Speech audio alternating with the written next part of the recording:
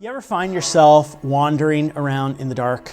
It can be painful, right? If you're anything like me, wandering around in the dark either causes you to trip down the stairs because you've missed a step, that's happened, or it's caused you to stub your toe, bang your knee, or smack your elbow into something because you couldn't see. All of those things have also happened to me. Walking around in the dark is no fun, and yet for many of us, that's how we feel like we're living life.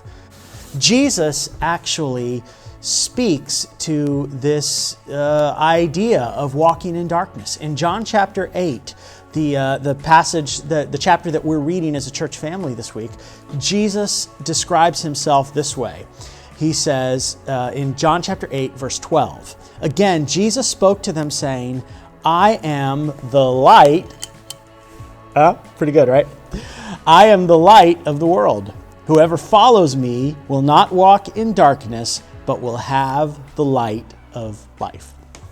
And so Jesus describes himself as the light of the world. And when Jesus uses these terms of light and darkness, he's actually speaking to the human condition, because the reality is that we as people are lost in our sin. And Jesus, as God's Son, as the one sent from God, steps into the world to rescue us from our sin. Through his life, his death, and his resurrection, he makes it possible for sinful people to be reconciled to a holy God. This is good news. But it's even better because the message of Jesus doesn't just speak to our eternity. It doesn't just speak to issues of being reconciled to God, although it certainly does. But the message of Jesus actually has implications into all of life.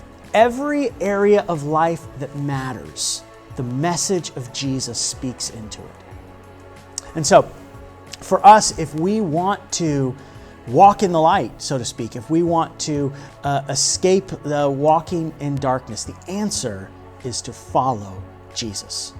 And so one concrete step that all of us can take, whether you're beginning to follow Jesus for the first time in a long time, or maybe you've been tracking with Jesus for quite a while, is to read the Gospel of John. We get a beautiful picture of who Jesus was. And so as a church family, we're doing that. We're in John chapter 8 this week. So if you haven't read that, read John chapter 8 this week. Join us on Sunday morning as we're going to be talking about it. And next week, we'll be reading John chapter 9. And so I just want to encourage everybody to begin to follow Jesus. Even if you never have before, this is a great time to begin to investigate who he was and why following him makes all the difference. Thanks for watching. We'll see you next time.